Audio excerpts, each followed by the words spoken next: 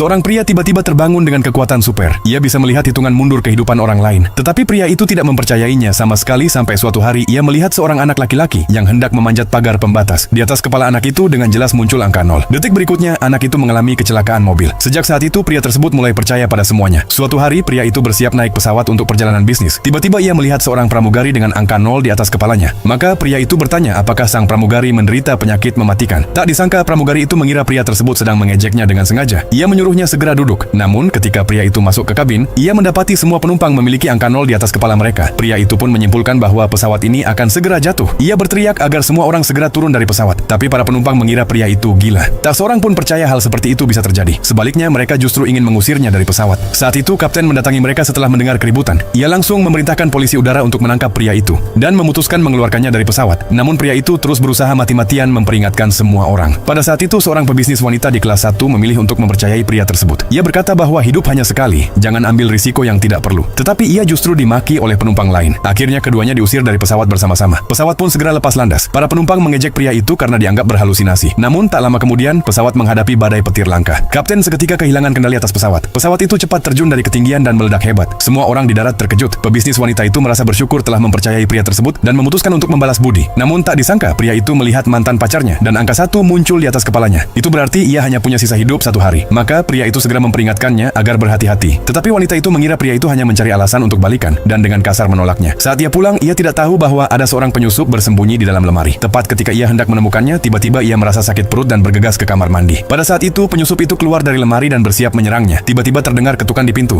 Ketika wanita itu membukanya, pria itu melihat angka di atas kepalanya telah berubah menjadi 0. Ia segera memintanya untuk pergi bersamanya. Tetapi wanita itu menampar keras pria itu dan mengusir mereka berdua. Detik berikutnya, ia menyesal. Ia memeriksa rekaman CCTV di rumahnya dan menemukan penyusup itu memang bersembunyi di dalam lemari. Namun saat ia masih terkejut, penyusup itu tiba-tiba muncul diam-diam di belakangnya dan mulai melancarkan rencana mengerikannya.